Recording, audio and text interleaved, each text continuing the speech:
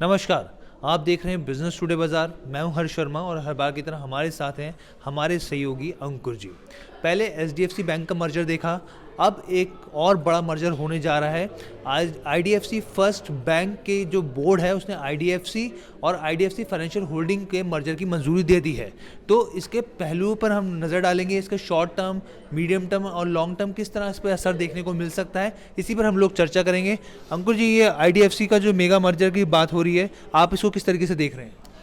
देखिए, पूरे financial sector में इस बार जो बैंकों के रिज़ल्ट आए, उसके बाद फिर जो मर्जर का जो प्रोसेस शुरू हुआ, सबसे पहले मैं आपको बात करूंगा एचडीएफसी की।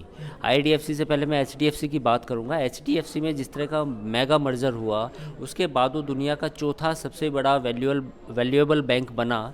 तो वो आप अपने आप में ये देख सकते हैं कि भारत में जो फाइनेंशियल सेक्टर है, कहीं ना कहीं उसमें जो नींव है वो कितनी और मजबूत होती जा रही है। और आने वाले समय में जो लोग निवेश करते हैं शेयर बाज़ार में, बैंकिंग सेक्टर में या वैसे, तो उनको भी फ़ायदा इसका मिलेगा। तो मुझे लगता है कि वैल्यू क्रिएट होगी और बैंकों का जो फंक्शन है, काम करने का तरीका है, उसमें और मजबूती आएगी और जो उनके शेयर होल्डर्स हैं उनको भी फ़ायदा मिलेगा। अभी मैं आईडीएफसी पे आऊँगा क्योंकि पहले आपने एचडीएफसी की बात करी। तो मुझे एक चीज़ बताइए, क्योंकि इस तरह की रिपोर्ट जैसे ही मर्जर हुआ उसके बाद से रिपोर्ट्स इस तरीके की आ रही हैं ब्रोकरेज फर्म की, और वो बहुत ज़्यादा बुलिश है और नए नए टारगेट्स दिए जा रहे हैं।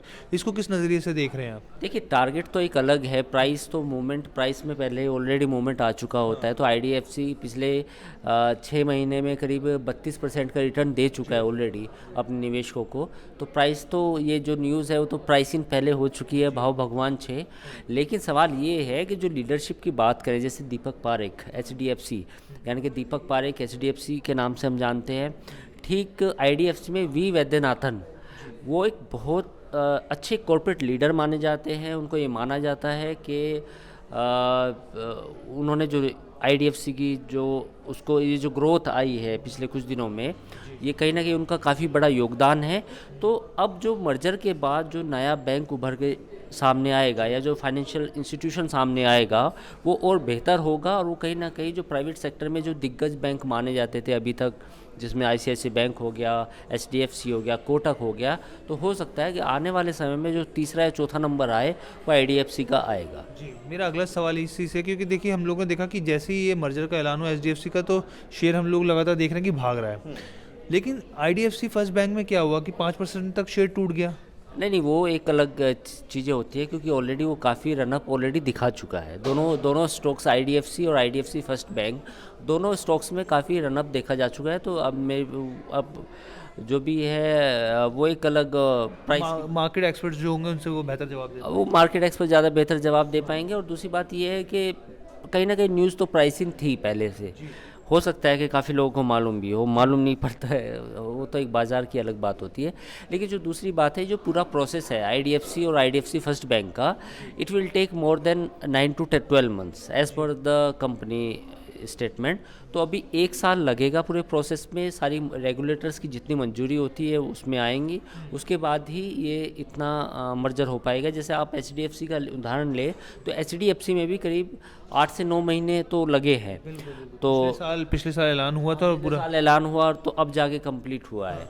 तो उसी तरह मुझे लगता है कि आईडीएफसी के में भी प्रोसेस में करीब 1 साल लगेगा, 9 महीने से 1 साल के बीच समय लगेगा। जी, मेरा आखिरी सवाल आपसे रहेगा कि जिस तरीके से हम लोग देख रहे हैं लगातार बैंकों की, चाहे वो सरकारी बैंकों की बात की जाए या प्राइवेट बैंकों की बात की जाए, जो जो ग्रोथ है, बेसिकली लोन ग्रोथ जो है वो बढ़ रही है।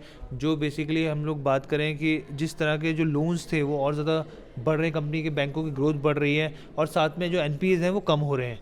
तो आपको क्या लगता है आने वाला जो टाइम है ये, जैसे क्योंकि अभी तो कई बार हम लोग सुनते हैं जो एक्सपर्ट्स होते हैं कि वो कहते हैं कि ये ओवर वैल्यू बैंक कुछ हो गए हैं, लेकिन आपको क्या लगता है आने वाले दिनों में बैंकिंग सेक्टर में और भी ज़्यादा ग्रोथ देखी जा सकती है, अगर हम लोग वैसे भी बात करें या फिर शेयरों के हिसाब से भी बात करें? तो देखो, मैक्रो नंबर्स की अगर आप बात करें इन इंडस्ट्री की, कहीं भी आपको स्लो डाउन के संकेत भारत में नहीं है, पूरी दुनिया में हो सकते हैं। तो आप जीएसटी नंबर्स को उठा लीजिए, आप थोड़ी महंगाई, जो कुछ महंगाई की एक चिंता थी, कहीं ना कहीं वो भी थोड़ा पीक आउट होती हुई नज़र आ रही है।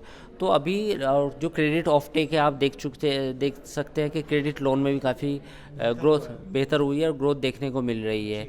और तो इसलिए मुझे लगता नहीं कि हमारे बैंकों में कोई दिक्कत आने वाली है, और ये मुझे लगता है कि गोल्डन पीरियड है।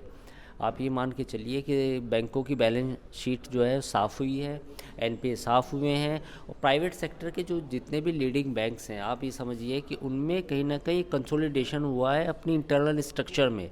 जो कॉर्पोरेट गवर्नेंस है वो और मजबूत हुई है। जो हमारे लूप होल्स तो जो शायद वो बैंकों ने और ठीक किए हैं, जिसमें आप उदाहरण ले सकते हैं एचडीएफसी एक दुनिया का चौथा सबसे बड़ा एक वैल्यूएबल बैंक बन के उभरा है। आईसीआईसीआई बैंक ने अच्छे रिजल्ट पेश किए थे, और इसके बाद आप कोटक बैंक को ले सकते हैं। इसके बाद अब ये जो मर्जर होने वाला है, तो आपको कहीं कोई चिंता की बात नज़र नहीं आ रही है। और बैंकिंग सेक्टर को हमेशा अर्थव्यवस्था का एक बैकबोन माना जाता है।